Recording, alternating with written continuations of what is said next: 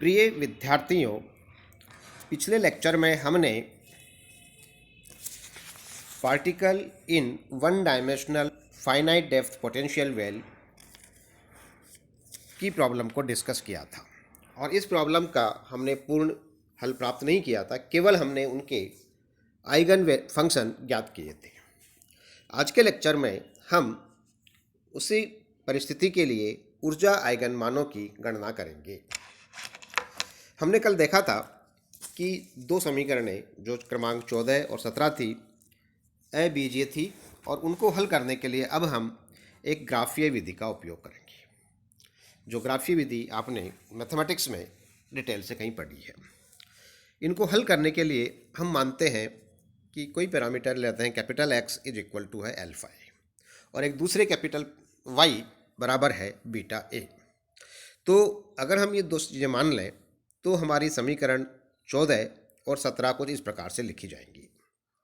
Capital x बराबर Y ten Y और minus x बराबर वाई कॉट वाई।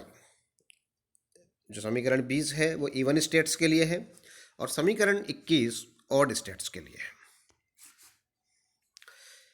चूंकि x और y नंबर हैं दोनों स्टेटों के लिए, तो अगर हम 20 और 21 को वर्ग करके जोड़ दें तो आप देखिए क्या इसी प्रकार की इक्वेशन आपको मिलेगी कि हम लेते हैं, मान लीजिए X square plus Y square, capital X square plus capital Y square.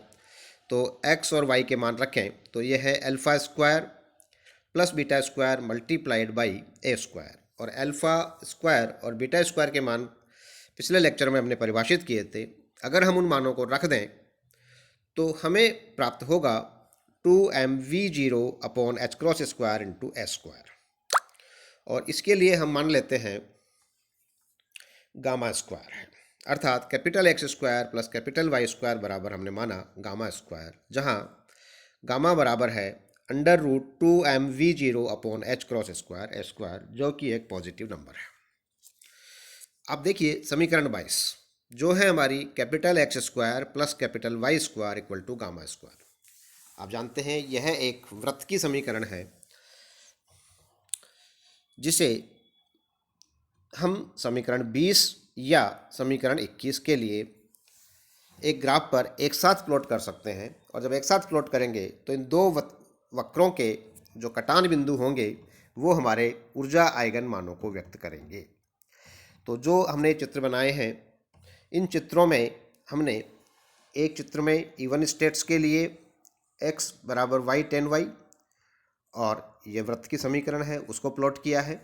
दूसरे ग्राफ में माइनस एक्स बराबर वाई कोट वाई और वृत्त की समीकरण है उसे प्लॉट किया है। ये जो वक्र है ये पूरे वक्र नहीं है बल्कि उसका एक क्वाड्रेंट है जो हमारे इंटरेस्ट का है, इसलिए वही हमने यहाँ पर प्रदर्शित किए हैं। तो सुविधा के लिए हमने गामा इक्वल टू 1, 3, 5 केवल यही प्रदर्शित किए हैं। आप इसमें अधिक मान तक भी जा सकते हैं ताकि आपको हायर स्टेट्स मिलेंगी। तो गामा के किसी मान के लिए वक्रों के प्रतिच्छेद बिंदुओं से x कैपिटल X बराबर अल्फा ए के x1 x2 आदि मान प्राप्त होंगे और इन मानों को आप लिख सकते हैं एक्स एन स्क्वायर बराबर अल्फा एन स्क्वायर ए स्क्वायर बराबर 2m e n square upon H cross square और उससे आपको en के मान मिलते हैं वो है H cross square upon 2ma capital X N square. तो इस xn के मान हम ग्राफ से प्राप्त करते हैं।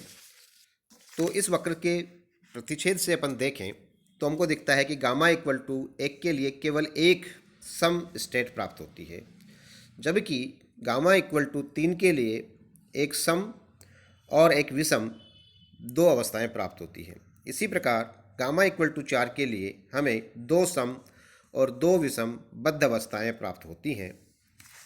व्यापक रूप से आप देख सकते हैं कि ne-1 pi must be less than gamma is less than ne pi के लिए ne सम तथा no-12 pi less than gamma less than और equal to no plus half pi के लिए विषम बद्ध अवस्थाएं प्राप्त होती हैं।